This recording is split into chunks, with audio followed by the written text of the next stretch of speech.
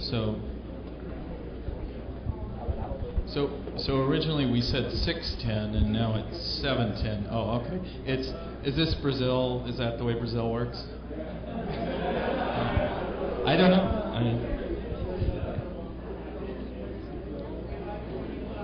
Oh, you know, I wondered about that. But we have to set. How much time do you have? Let's establish this. How much did they tell you? You don't know? They told me you told me 6:10, and that's the last I heard. No, but the time, the duration. It's probably close to an hour. Okay, so yeah, okay, go ahead. Okay, that's all right. Yeah, so 8 o'clock, okay. All right, and you have dinner reservations for us? What? Okay. For dinner.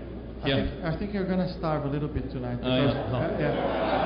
Because this is not we have our assembly, but we'll try to figure out something for you. Okay. No more than 5 hours. I heard people warn me that Brazilians like to eat very late at night, so I brought lots of bars to. So I gave a variation of this presentation at a Polish conference, and also in somewhere in the Midwest. Oh, we had a conference at a water park, you know, so you put your swimsuit on and go down these slides, which is that was pretty fun. So what I've done is I've kind of combined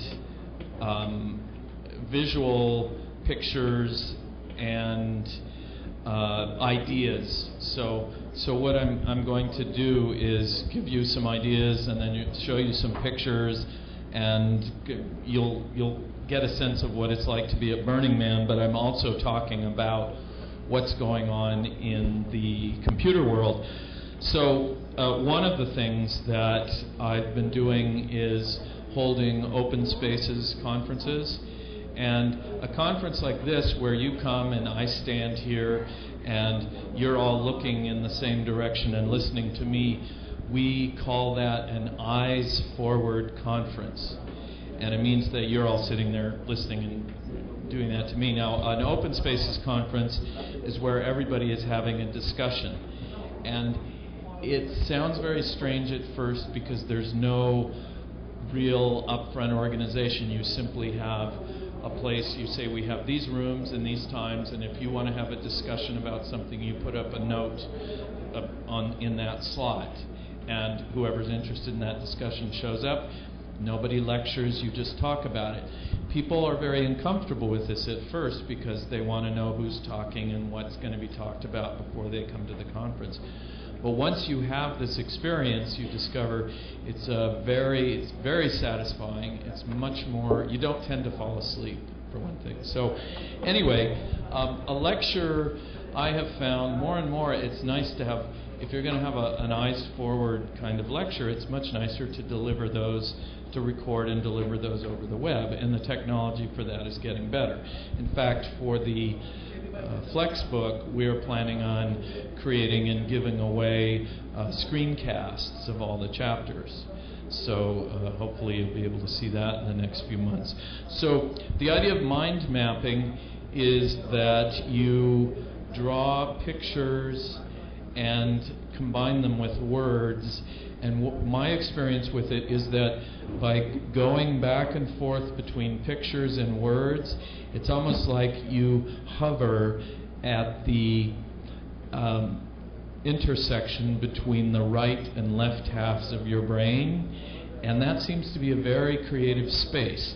So that's kind of what I try to do in this presentation, is to here's some ideas, here's some pictures. So that's why it's rather experimental. But the different modes, they classify the modes of reasoning to things that you are familiar with probably from school: induction and deduction, which induction says I observe these things and so I come to this conclusion, which if you were here for the keynote, you know I was talking about Steve Martin. He was using induction to believe that the bad guys hated cans and that there were cans in the trunk. So induction obviously doesn't always work. Deduction is reasoning from existing principles, which means that if you already believe that the bad guys hate cans, then you can perform a proof that there must be cans in the trunk. But abduction I find quite interesting because I think of it as the logic of possibility, and it's talking about what might be. And a designer combines all three of these things, which is what makes it particularly interesting. So what you see at the Burning Man Festival is possibility. And this picture is from last year, the year before, which I was at. I've gone 5 times. This was my 5th year. And it takes place out in the middle of what may be the largest flat spot in the world, because it's this dry lake bed and it's just vast. We only use a portion of it. And the city itself, it used to be a semicircle that was 5 miles across, and this year they made it 7 miles across. The maximum number of people that show up keeps increasing significantly every year. Well, very much like your conference here, only this year it got up to 47,000 at the peak. And so here are some examples of things that people do at this festival. Just different pictures of there are people who like to set things on fire and shoot fire into the sky. And there's a lot of art. So you see much large installations and small installations. And so this is kind of just out on what's called the playa, so you can see what it looks like. There's a lot of lake bed dust there, and here's a horse coming out of the playa, and it's generally summarized as being about radical self-expression. And so the things that you see are usually more than what you might see at a museum or an art installation in general. Like here's a snake that has fire coming out of it. And there's notice you can see the size of this particular installation because that guy is climbing on it. This is a very large praying mantis that's all lit up. See how big these things are. They made a flower in a Venus flytrap out of cranes. So people bring all of this stuff out into the middle of nowhere and they set it up for a week and then they take it away. And one of the things about Burning Man is that it has a policy of leave no trace. So that means it has to look like you've never been there. And some of these installations are so big that it's kind of amazing to think that they're able to do that. So one of the things that you have to have when you go out there, it turns out that when you're trying to survive, you would think that water and food and that kind of thing would be the first thing that you need, but it turns out that the people who know about surviving in the wilderness know that the first thing that you need is shade. And especially here because it gets quite hot and dry, and so a lot of people have different experiments that they do with building shade structures, and you can see this guy has built it with, and many people use these just the plastic pipes and tarps, and he's very good at it, but he's been going a lot longer than I have. So a year or two ago I built my first one, and so you can see the structure there, and then just some close-ups. Use a lot of various different things to hold it down. I mean, and it didn't fly away. Now, the first thing that I discovered was that I made the assumption that the tarp would have, I just bought this thing and I just figured all of the little holes in the tarp, the grommets, would be evenly spaced. And also that I could just, kind of tie it down or whatever. What I should have done is used the area of the tarp as the structure, to size the structure. So that didn't work out so well. I took it apart and started over again, changed it so that it came out that way. And then I discovered that the grommets weren't evenly spaced, which made it harder to deal with. And anyway, but I was able to put something up and have shade, and it worked pretty well. It was successful. The thing about Burning Man is it's got a lot of, it's challenging. So this playa here, this lake bed, normally what happens is it rains and you might get 2 or 3 inches across this vast area, and then it dries up and it takes everything and it turns it into this nice crust. And when you're on your bicycle, which is, you can't drive unless you have an art car, when you're on your bicycle, when you have this nice crust, you can just go flying across it and see lots of things and everything. This year there wasn't enough rain, and so it didn't form the crust, and so there was lots of piles of dust that you ran into and you had to get off and push your bike through. Well, and that eventually happens because of everybody riding their bikes in the art cars. And then the wind comes up and it picks this dust up. And this is just a dust devil. This is not a dust storm. It picks the dust up, and this year it turned it into a whiteout. So you couldn't see more than a few feet ahead of you during one of these storms.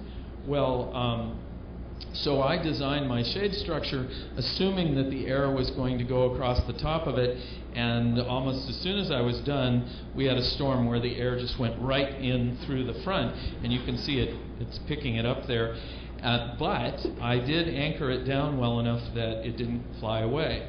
That was 2 years ago. Last year, I went out and I bought a pre-made shade structure, which went up very quickly, just like that.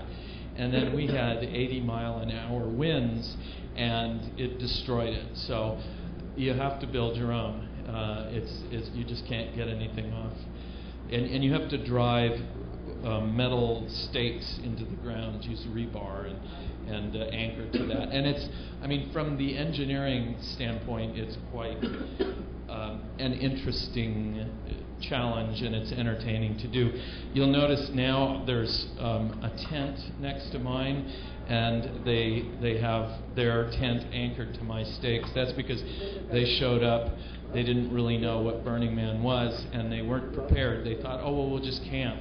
And their tent was starting to fly away, so they anchored it to some of my stakes. So it survived, and so I came to some conclusions. And it's certainly true that there's always a wrong answer, and of course in computer programming we tend to magically seem to find the wrong answer many times before we begin to find the right one. So, but I find that only through experiments do you really learn what's going on with these things. I've also found that there is, as I talked about earlier today, there is a lot of art in the process of creating computer programs or shade structures or any of those things. And this quote from Donald Norman, "Beautiful things work better." It's like you can't prove it, of course, but you sort of know that it's true because you've had an experience of that. So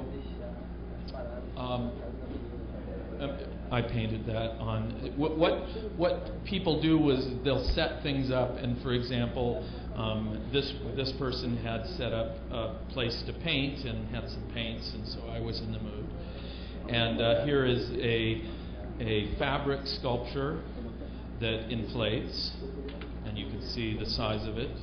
And this is something that you could get up and climb on. You have to sign an agreement that says if you get hurt or killed, you can't sue Burning Man, because there are a lot of ways to do that. So, and actually, if you think about it, when you have 40 or 50,000 people, just statistically, it's not unlikely that somebody's going to die. That happens. Here's a cat's cradle that somebody created, and then people could come along and add more string to it. And this, you can see this was built partly from circuit boards. I think it was supposed to be kind of a hybrid between a computer and a human. There is a camp there, which is the alternative energy camp that comes every year, and people do all kinds of different things with alternative energy. They make solar-powered cars and all kinds of interesting things. Some said these aren't actual people; they're just statues. That would be a very warm suit to wear. Yeah. So there's all this different kind of art that you see. This, you can see how big this piece was. It looks like something out of War of the Worlds. But this was a steel and stainless steel sculpture. So obviously it's a very big thing to bring out and set up, and it's just going to be there for a week, but people do that. One of the interesting things I think to see when you're looking at the projects that people do at Burning Man is just kind of ponder the problem of project estimation. And there's a couple of books that Tom DeMarco and Tim Lister wrote that I think are very fundamental and should be in your library. And they're thin and interesting and fun to read. How many people have read Peopleware? Okay, so at least a couple of you know about it. That one's very worth reading, and one of the interesting things in that was an experiment that was done about project scheduling and productivity. And they had variations, various different variations of this, which included the programmers would do the estimate, and the manager would do the estimate, and the programmers and the managers would do the estimate together, etc. So all these different combinations, and one of the possibilities was that nobody did any project estimation at all, and it turns out that that was by far the most productive, was when there was no project estimation, possibly because they weren't spending all of their time doing project estimation, I don't know. But they also more recently wrote a book called Waltzing with Bears, and it is about risk in projects. And one of the interesting things about it was when you're doing project estimation, we always go, well, how long will it take? Well, maybe it'll take 6 months. But what they point out is whenever you do an estimation, it's always a probability. There's a probability curve of, well, it's possible that it'll take as little as this time and as much as that time, and it's a curve. And when we make these estimations, we are always saying, well, the soonest it could possibly be done might be 6 months. And they point out that that's the beginning of your curve, which means, therefore, that it has a 0% probability of being true. It's more likely in the middle somewhere that's going to happen. And they go on with this. But one of the things that they point out is that when you do risk management, which needs to be just one of the stories, if you're doing user stories or stories in agile methods, the risks need to be just one of the stories in those. But when you do risk management, you're often accused of being a negative thinker, because you're saying, yes, well, somebody could get hit by a bus, somebody could quit, this part of the project could take a lot longer. It's like, well, what a downer you are. But you really need to put those possibilities in and make stories for them. And so you need to maintain the risk list along with your feature list, because I think one of the important points of agile methods is being honest. And I know that some of them, I think Extreme Programming talks about honesty and truth and communication and all that. So now here's a project. This was referred to as the Belgian waffle because it was created by these 3 Belgian guys who came over, and what they did is they got a whole bunch of lumber, all the same size. It was just, the pieces were probably that big and maybe 6 or 8 feet long, and they didn't cut them up. They simply put them together. And so this is the beginning, and you can see how big the structure is, and they just kept putting it together, and you can see the size of the thing, and just kept going and going, and it got very large. And so now this is interesting. How do you estimate a project like that? They were still building it while I was there, but they were able to finish it, and you can see some of the lumber still on the ground, but they basically got it all there. And then they had a big party in it, and then set it on fire, which is not an uncommon thing to do at Burning Man, is to set things on fire.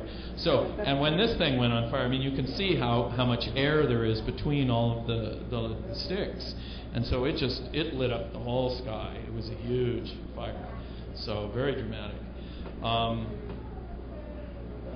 So one of the important the important maxims is that it always takes longer than you expect, even when you take into account Hofstadter's law, which says that it takes longer than you expect. So, and what I find is that when I'm creating software, every single time I go in and say, well, this time everything will go smoothly, and it'll take, 3 months or 3 weeks or whatever it is. And the best estimation technique I've come up with is to look at a project and just honestly say, I believe I could actually do it in a month, and then multiply that by 4. And that actually, and believing in your heart that you could do it in a month, and then just multiply it by 4, and that's more likely what it's going to be. So it's tricky. So I like to try. I think it's really important to acknowledge when things don't work, and to question your assumptions, because that happens all the time. To try experiments, and I should also point out that the only time when that project estimation approach hasn't worked is when I'm using Python, because with Python it's often much faster than I think it's going to take. So that's a pleasant thing. So, and the other thing that I have that happens with me in Python is, probably from my background of these other languages, I'll look at an approach and I go, well, I could just write these 2 lines of code, but clearly that would never be efficient. It would always take too long. And from experience, I have to force myself to just do it the very simplest possible way, because very often it's fast enough. It does the right thing. So, one of the things that I've discovered is that we have these hidden assumptions and these preconceptions that often steer us into the wrong place. And we assume that this thing is going to control everything. Like, I write these 2 lines of code, and they're going to be very inefficient, and that's going to cause trouble everywhere else. Most of the time, especially if you've done things with performance, you know that wherever you think that the performance bottleneck is going to be is virtually guaranteed not to be anywhere near there. It's always going to be someplace far from where you think it is. It's for some reason just the way our brains work. And in general, this idea of the dominating factor, it often exists someplace different from where your assumptions are. So you really have to question your assumptions.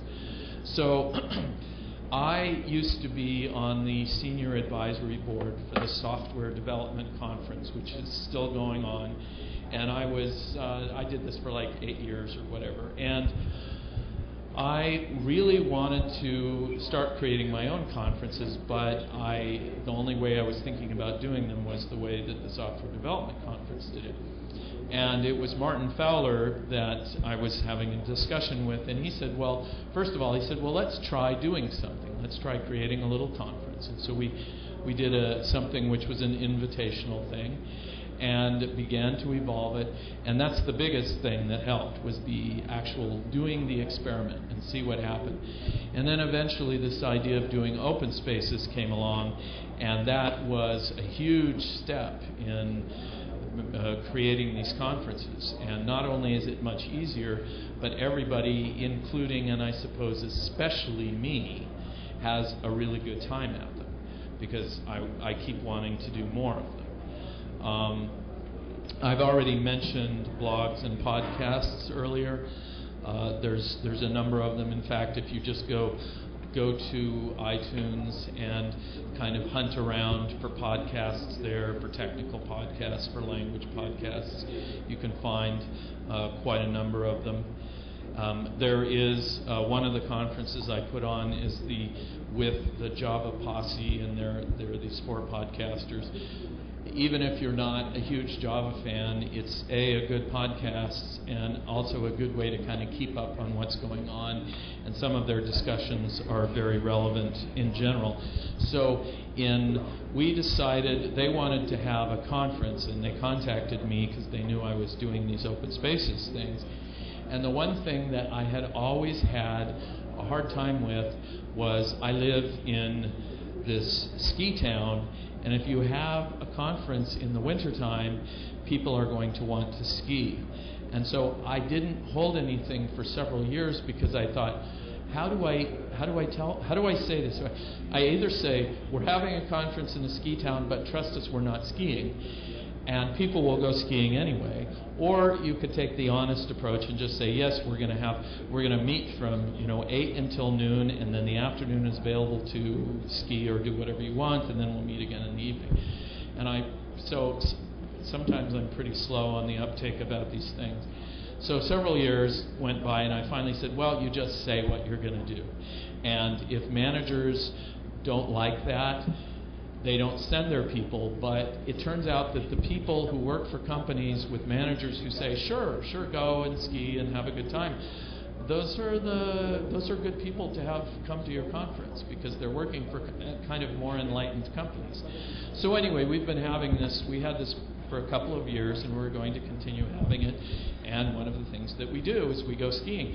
And interestingly enough, the conversations seem to continue while we're on the ski lift or we're out there. And it also makes it, by the time we come back, we've seen different things, and we're refreshed, and we're ready to talk more. So the conference tends to go sort of nonstop from morning until late at night, and everybody is ready to get up and do it again the following day. So it's very interesting to do these experiments and see what happens.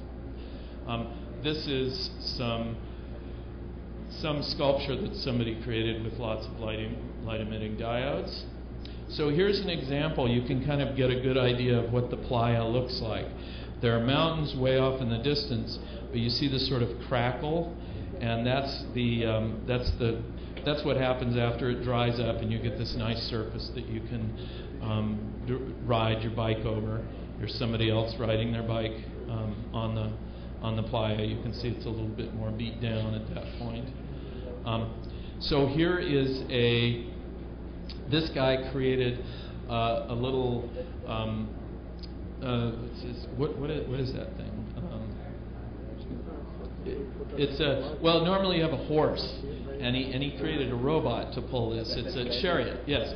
So he created this chariot that is pulled by this robot, and he would go around in this thing. And you could look at how much time he must have put in on this project. It's enormous, just this one guy. Interesting costume. Another interesting costume. Yeah, so one of the interesting things about design is that we see a good designer, and they do something and they come up with a design, and we think that they just kind of think about it and go, okay, here's the right answer.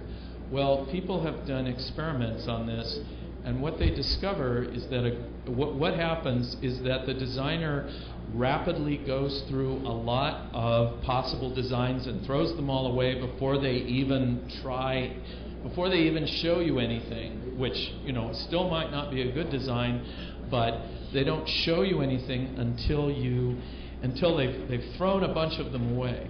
And it's really important to realize this, because many societies have this idea that, well, you just come up with the right answer. And to understand that, no, you make lots and lots of mistakes, you make lots of wrong turns until you begin to come up with something that begins to work. So here's some guys that have created, and I've noticed you have, in Brazil, you've got some very interesting variations on bicycles. I like the ones where, you know, they've got the big space that you can carry stuff around, and bicycles, you can get some bicycles very cheaply in the United States, and so people on their way to Burning Man will often pick these up and weld them together, or make, these guys have made it so that the chain is up at the top, and they've got two of them welded together, and then they try them out. Not all of these designs work that well, but you see just tons and tons of different ones. So Jim Kopleen, who wrote one of the early C++ books and is very into how we think, he talks about, you know, what it is to be the master of a discipline. It's not just experience with craft, but it's having insights, and I'm sure you've had experiences like that, where there's a difference between somebody who just knows a bunch of stuff and somebody who has deeper insights on how to apply them. So this was a beautiful thing. It was these things that looked like ping pong balls, and each one had a set of LEDs in them so that they could make any color. And then he had just rows and rows of them, and they were set up in this circle. And he had this computer that would drive this in all sorts of different patterns. You really needed to see a video of it to appreciate it. But all these people are just standing around watching this thing. It was gorgeous. So here's one of our guys, Alex Martelli, talking about making the right compromises.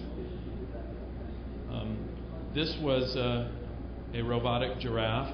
You can actually see he's got various different forms of power in here. They even have a propane tank mounted here, and this thing would, you know, move and go forward. It didn't go very fast, but it was one of these things that you just looked at and you thought that was amazing that it worked at all, because, boy. So how many people are familiar with the book Domain-Driven Design? Okay, so there's a few of you. So Eric has come to a couple of the conferences that I put on up in.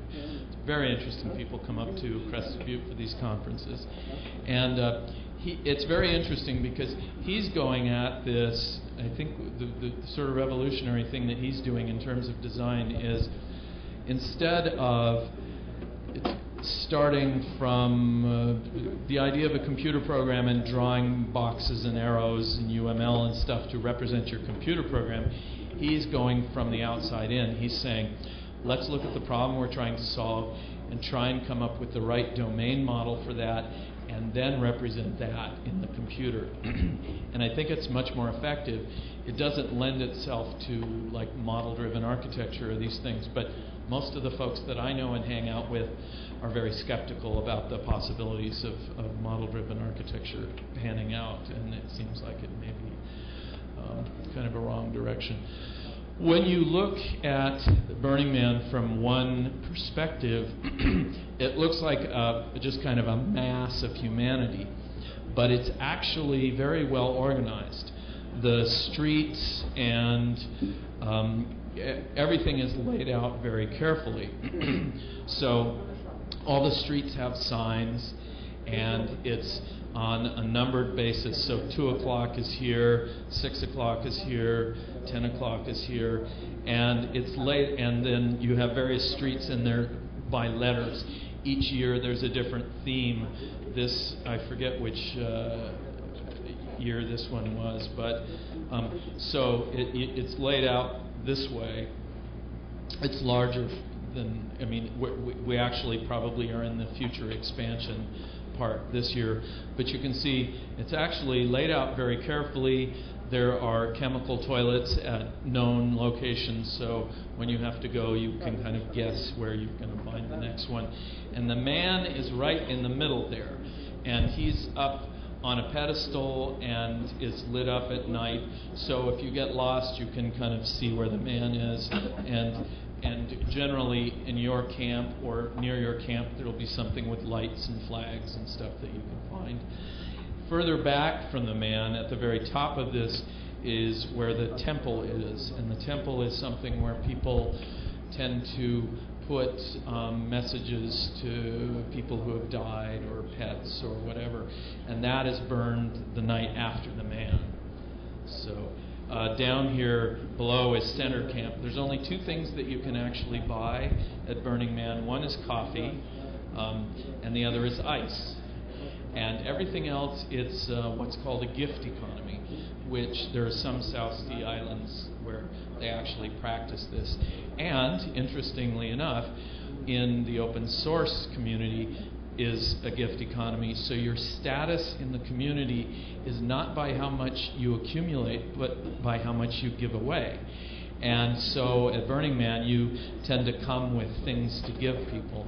And it's not a bartering thing. You don't say, I'll give you this if you give me that. You say, here, take one of these, for whatever reason you want to.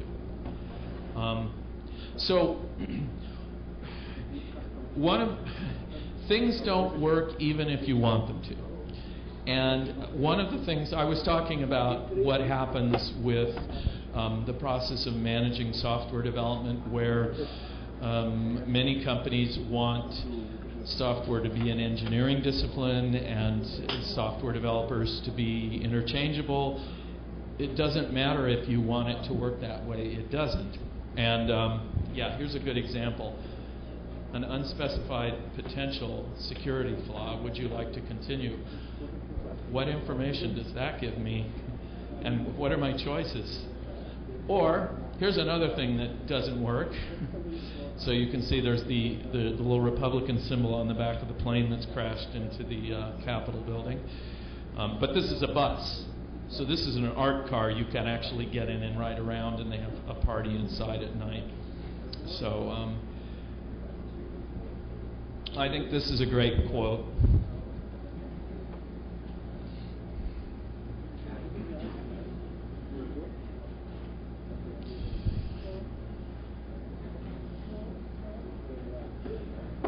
And I don't know, these aren't really programmers, but when I saw this picture, for some reason it made me think of programmers. You know, here's this guy in the front with the megaphone.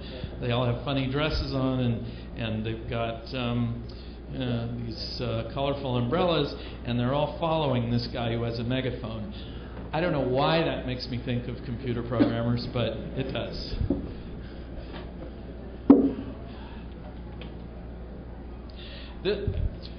So this is an interesting story. We always think of Einstein as being somebody who had it all figured out. You know, he knew how the world and the universe worked.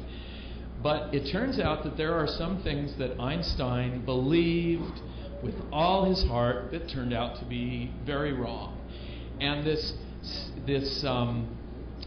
statement that he made that people quote when he said that God does not play dice with the universe. People like to quote that as if what he was saying was a true thing and therefore it applies over here.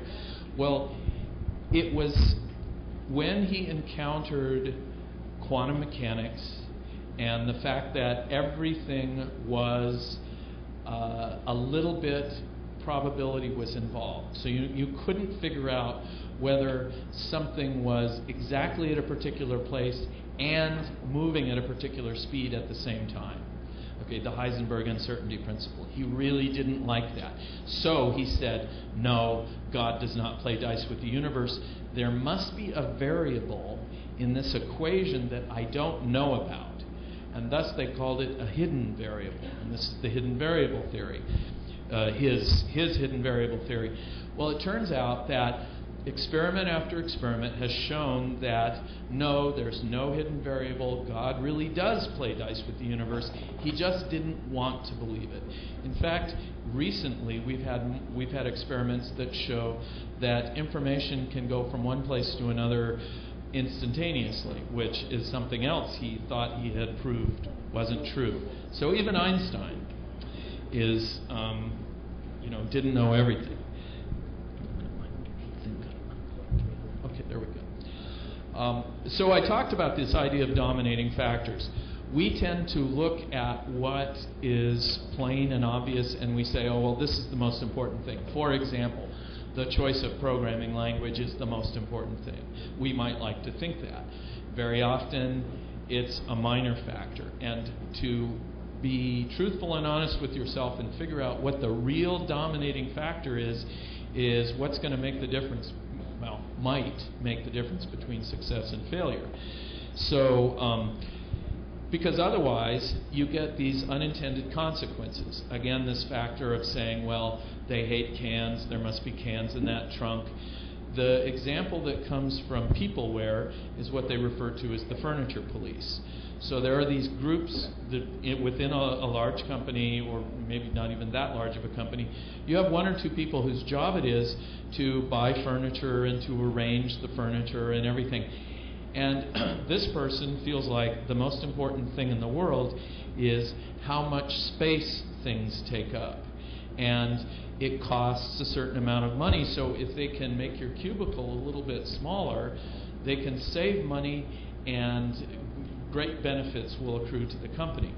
So that's the only way that they're seeing things. Now it turns out that if you start feeling cramped together, your productivity goes down and you're more likely to leave the company. Both things are tremendously expensive, but those aren't on the spreadsheet of someone who's in the furniture police.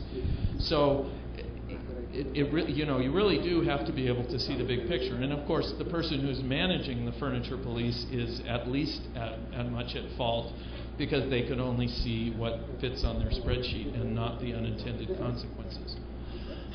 So here is a relatively small dust storm that's going on. People are still riding their bikes around it. This is the man, and this one is from an earlier year, so it's not terribly tall. It's a foot higher every year. The man itself may not be that big, but the pedestal at least gets him higher. So yeah, I talked about this already.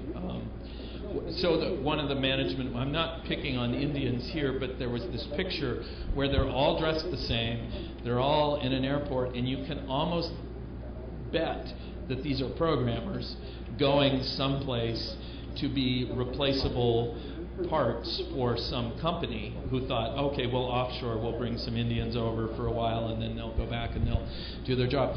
There are some very sharp Indian programmers, no question. But the whole idea of offshoring has not worked out very well.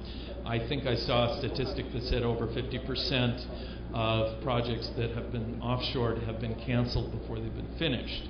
So I would say, well, that's not a terribly good track record. Part of that is probably because some of this is new.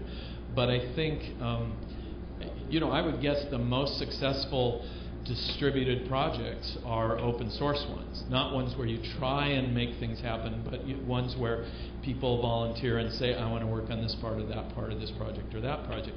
We know that they're successful because, well, you guys are contributing to the Python project, and you live here, and and it's happening all over the world. So this is an interesting quote from some folks who wrote a book and are fairly well known for it. This is the first edition, and I believe that it's changed in later editions. But notice that they said, we will assume no right-thinking person would start a project without knowing everything up front, and we won't even mention it again because it's so crazy. Well, that kind of goes against, if you worked in this field, you know that you never know anything up front. And the whole Agile movement was, a lot of the Agile movement is about saying, okay, that's actually the truth, how do we deal with it? Rather than just pretending that, well, here's the rule, you have to know everything, or it's just crazy.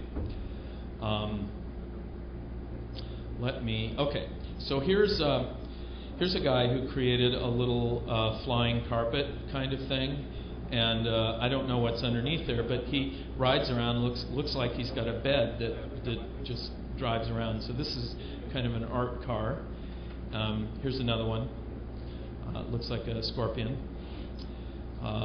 Looks like some sort of flying thing. And you can get on these things and ride around with them. That's part of the deal. Boat. And this guy behind is catching a ride, you can see. And banana. And you see lots of bicycles. A lot of people take golf carts and dress them up because that's kind of an easy way to do it. They can be good, but they're often not as interesting as, say, the bigger things. And there's also some fairly small ones. This is a little scooter that somebody's clearly done a huge amount of work to. I like this one. It's a bicycle-based moon. And turtle. What's cool is that the helmets they're wearing look like turtles too. So with this one, you could get on the little horse in the back and be pulled along. These are great. The cupcakes are always there, and they're little powered things, and there's generally 3 of them, and people wear little hats to look like candies, and then they ride around. You're probably looking at the girl, right? Yeah. You see very little of that. It's not like Carnival here. There's very, very little nudity. I have to say that. It's all about art. It's not about the girls. Yeah. Okay, so this is a great quote. Why marketing is evil. Yeah, that would solve all of our problems if we just didn't have customers.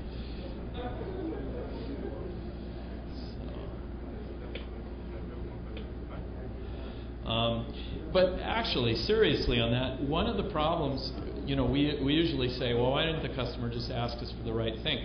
The real problem is that the customer doesn't know what they can ask for, and as they see what you're able to do, you've heard this before, if I'd known you could do that, I would ask you to do this. And this is another reason why Agile methods are so important. You have short iterations, you show them what's possible, you educate them about what's possible as you're doing these short iterations, and then they can change their mind. Customers, that's another one of these honesty things. Customers are going to change their mind. There's nothing you can do about it. We tried in fact, one of the first things that I did when I had finished, I got my master's degree in computer engineering, but I studied at the time it was the structured techniques, and the first thing that you had to do was create the system specification, and so I dutifully sat down and wrote all this according to what I had learned, and of course I put a place for people to sign off on it, because that's what you needed to do. And I couldn't get anybody to sign this thing. And so it was frustrating and enlightening at the same time. And you realize because they want to be able to change their mind. But, the system structured methods say you've got to get it all down ahead of time so that you know what you're going to build. And what we really needed to do was to realize they're going to change their mind no matter what. So you're going to have to adapt your process to allow for that. Sometimes, however, it is reasonable to find out things up front, but usually those are things where it's more of a turn the crank process. It's almost like second or third generation stuff where you say, okay, you want a database. Yes, I need to know what tables are in the database or what data you need to store. And there's a lot of things now. I mean, the reason that, for example, Rails works is because there are a lot of web applications that are fairly similar, and so it is possible to find out what they need to be and turn the crank and produce this sort of thing. So it's possible. However, in general, I would argue that you can't know everything up front. So what if we're actually doing many different kinds of development? We want to be, we say, okay, you're a programmer, you're a software developer, you're a software engineer, and we have a room full of software engineers. But actually, everybody is got their specializations. So do we say that everybody who puts up any kind of a structure is a builder, and we say, oh, well, if you can build a house, you can build a bridge? No, you don't say that. You say there are different specializations, and we don't really lump everybody together. So maybe we shouldn't be thinking of programming as the same kind of activity. You could also, and it's not a better or worse thing. Like, is nonfiction writing better or worse than fiction writing? No, it's just a different thing. But we try to create, we try to say, oh, Java, so we'll put you in a job where you write Java. That's kind of like saying, well, English, so you can either be a fiction writer or a nonfiction writer. Because you can write, you can type the keys and make the words, so you should be able to write reports or novels or books, and that's kind of crazy, I think. So when, in fact, taking that a little further, you have different needs in different areas, and so there are different genres of books. Like there's something called young adult fiction, which normally are books that pre-teens read, and they're usually books about being teenagers. And they're generally very constrained. The editors will tell you, well, you've got to follow these rules, and this has got to happen, and these expectations have to be met. And they turn out a lot of books like this, and people do read them.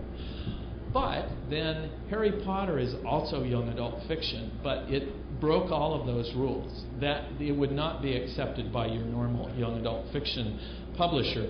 And of course it's massively successful, and we're seeing sort of clones appear. Another good example is Dune. Dune is probably the most successful science fiction book ever, but nobody would publish it because it was too far out. I don't know. I mean, when you publish science fiction these days, they don't care. They'll publish just about anything. But it was initially published by a company that published automobile repair manuals because nobody else would do it. And then, of course, it became massively successful and eventually went to a regular publisher. So now, these days, 50% of the science fiction that's published every year comes over the transom, which means that there's no agent. Basically, somebody writes it and they mail it in and it gets published. Half of it. There's no agents, there's no contact, they just mail it in. So it's kind of interesting, and it's probably partly because a large portion of science fiction is really young adult fiction, and when you were that age, you would probably read anything without discrimination. So this is built out of cardboard. They created these forms, and they formed the cardboard around it, and they built this entire building that way. And they also have furniture inside built out of cardboard. It's very sturdy. The bear had the little bears following it, and there's nobody in the bear suit because it would be too hot. It's all radio controlled, but it was kind of cool to see. You know about premature optimization, and I talked about this already. So here's a Triceratops built out of a van, and one of the things that happens at Burning Man is every night when the sun goes down, everybody comes out and they watch the sun go down, and then they cheer, and that's kind of like when things start happening and all the lights come on and everything. I'm not as hardcore as many people because I tend to go to bed at midnight or 1 o'clock or whatever so that I can see things during the daytime, but a lot of people stay up a lot longer than that.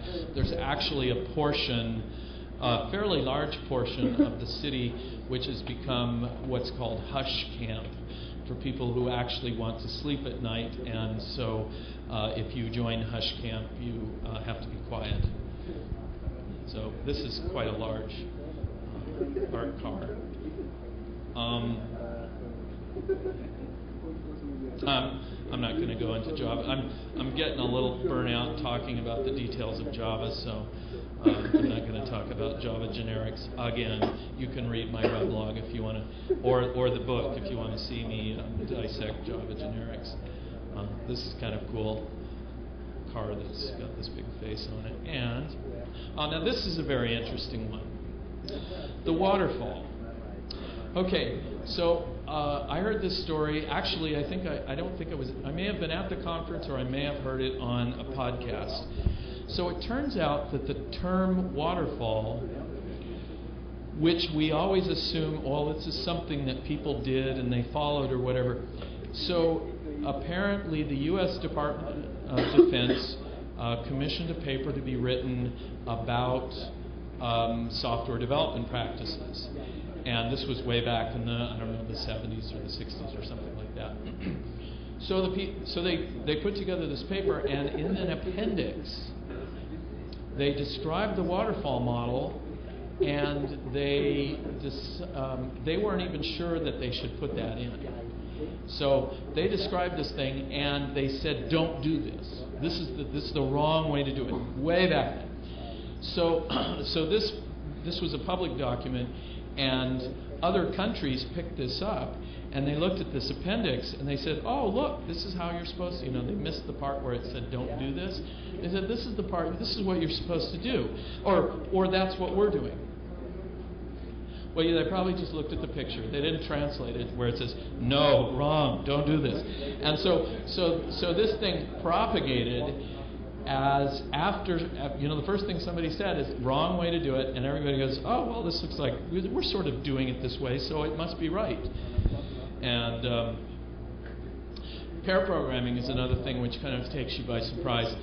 When you look at pair programming, if you think of programming as typing, if you have one person typing and one person talking, that looks very inefficient compared to have two people typing. And a lot of people do think of programming as just a form of typing, just as, in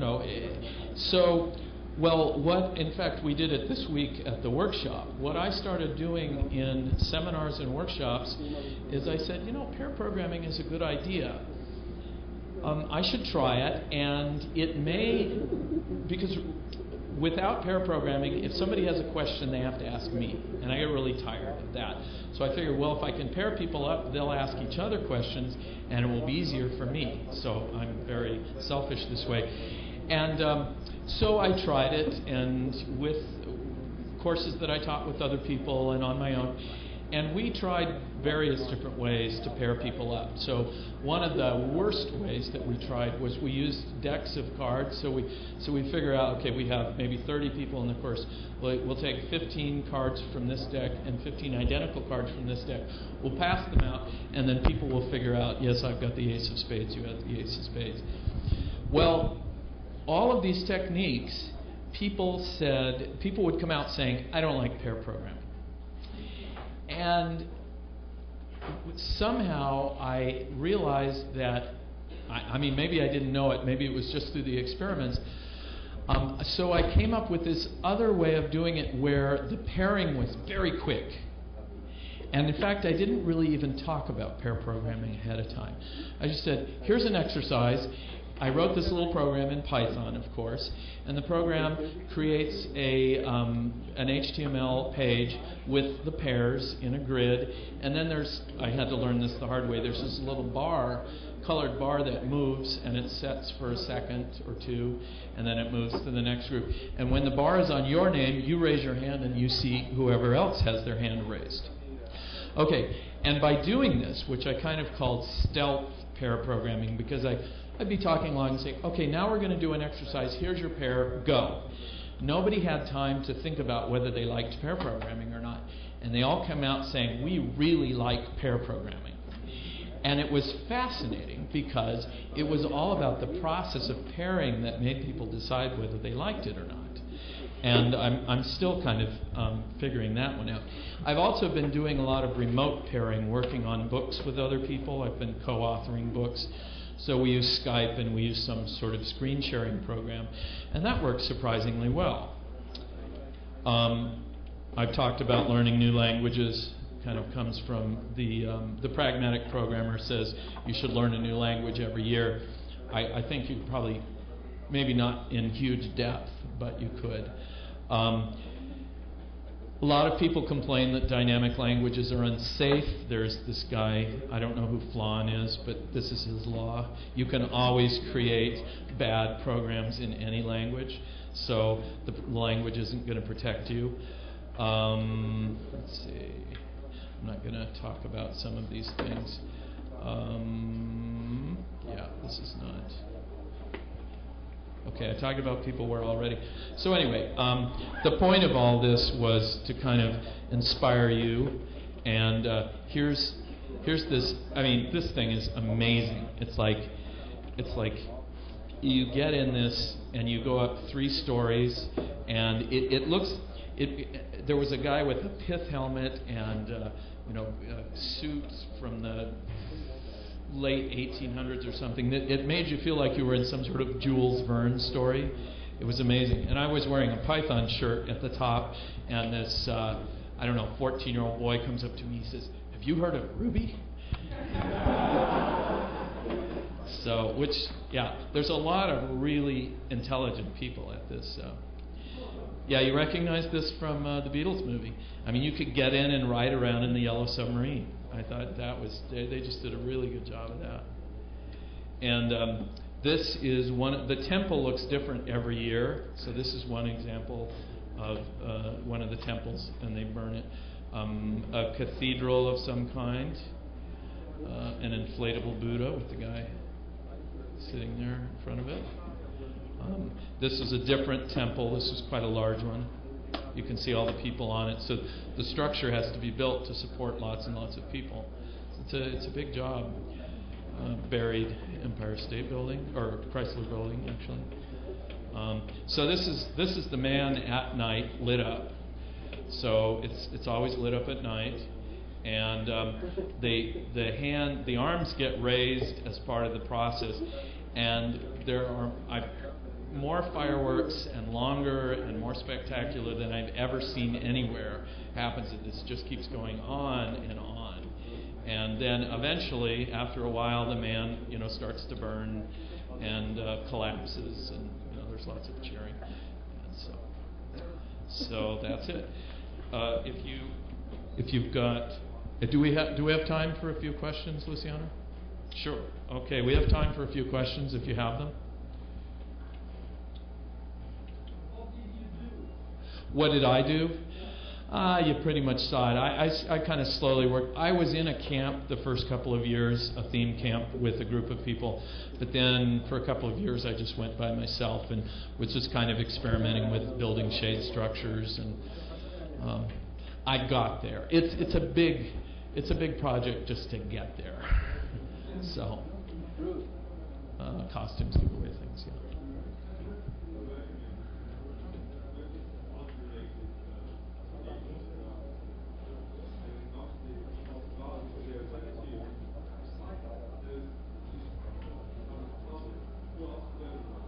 Yeah, the thing is, when you see the pictures, you're primarily looking at art, but there are people who go, I guess the fire people are artists as well.